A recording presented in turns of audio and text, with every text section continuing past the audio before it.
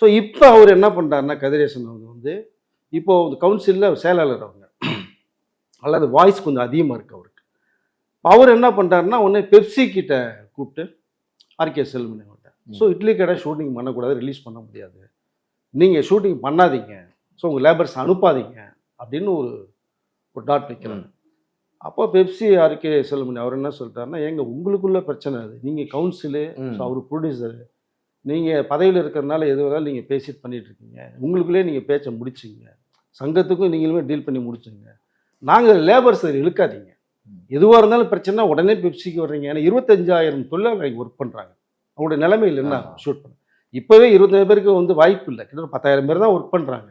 So rolling சிஸ்டத்தில் தான் போய்கிட்டு 15,000 பேர் சும்மா இருக்காங்க பாவம். அதனால் ஸ்ட்ரைக்லாம் பண்ணிவிட்டு அவங்களுக்குலாம் பேன்லாம் பண்ண முடியாதுங்க அப்படின்னு தெளிவாக அவர் சொல்லிட்டார் மேட்டர். ஸோ இப்போ பெப்சி வந்து கோஆப்ரேட் பண்ணலை உங்களுக்கு, அதை நான் ஒன்றும் பண்ண முடியாதுன்னு சொல்லிட்டு அவர் விலகி போயிட்டார். அவர் நீங்கள் என்னன்னு பார்த்து நீங்களே முடிவு பண்ணீங்கன்னு போயிட்டார்.